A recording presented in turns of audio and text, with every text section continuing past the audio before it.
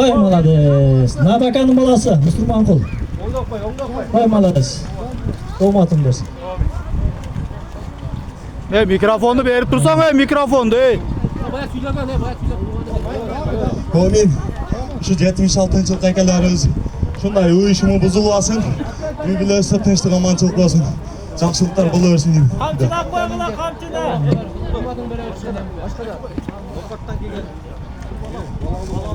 Berdi yok. Amin. Şu ana hareket şu ulu bolayın hep.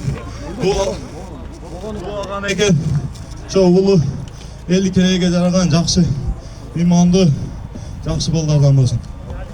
Amin. Allahu Ekber. Polon ballardan bolsun şu an harikasın. Ya hazır Ali Şaka Taşay Tıldığa 500. Haytışı daha 500. Ana hareket.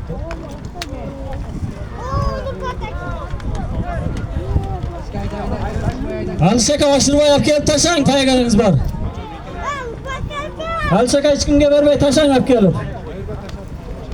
Berrak taşay verin yap verin. Ali Şaka taş, bayt yapken taşan, berak yapken, beraka. Vaa, taşan, payganınız var, taşan. Berben payganınız var. Beraka taşan.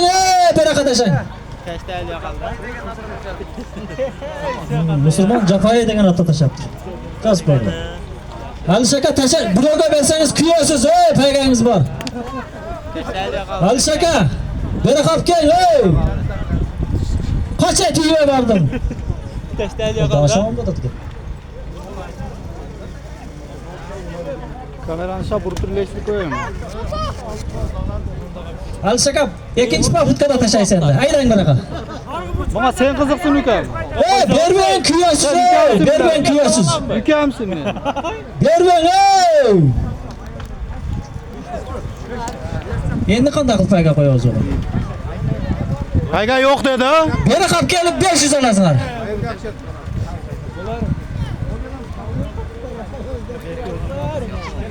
Qap kelib 500 olasin bunaqa.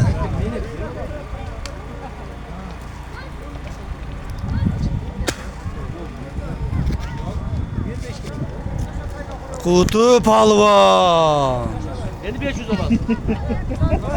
Mengen atı Ceyri.